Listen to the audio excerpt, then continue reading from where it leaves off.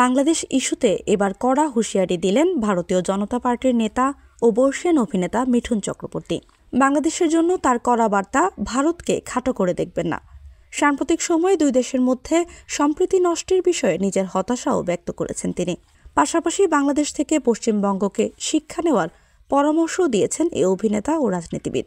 ভারতীয় সংবাদ মাধ্যম হিন্দুস্তান টাইমসের এক প্রতিবেদনে বলা হয়েছে, শনিবার হুগলির পান্ডুয়ায় বিজেপি সদস্য সংগ্রহ অভিযানে গিয়ে এই হুঁশিয়ারি দেন তিনি। মিঠুন চক্রবর্তী বলেন, বাংলাদেশ নিয়ে আমাদের আবেগ অনুভূতি রয়েছে, পশ্চিমবঙ্গের অনেকেই সেটা মনে করে, কিন্তু বাংলাদেশ এরকম হয়ে যাবে আমরা কোনোদিনই ভাবিনি। আবেগের জায়গা নষ্ট হয়ে যাওয়ায় খুব কষ্ট পেয়েছি। বাংলাদেশের বর্তমান পরিস্থিতিতে হিন্দুদের উপর কথিত অত্যাচার এবং ভারত বিদ্বেষ ইস্যু নিয়ে মিঠুন বলেন, বাংলাদেশ থেকে যেসব সতর্কবার্তা শুনছি তাদের নেতারা যে যা পারছে তাই বলছে। আমি একটা কথাই বলবো, ভারতকে খাটো করে দেখবেন না। Don't under estimate India.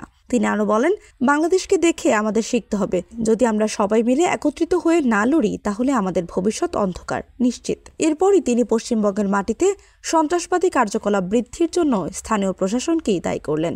সরাসরি মমতা বন্দ্যোপাধ্যায়ের নাম না নিয়ে মিঠুন চক্রবর্তী বলেন, সন্ত্রাসবাদী কার্যকলাপ এখানে অনেক আগে থেকেই শুরু হয়েছে। শুধু আমাদের খারাপ লাগে, আমাদের পশ্চিমবঙ্গ ইতিমধ্যেই নিচের দিকে নামছে। এগুলোর জন্য প্রশাসন দায়ী। তবে ভালো খবর এটাই যে জঙ্গিরা ধরা পড়েছে।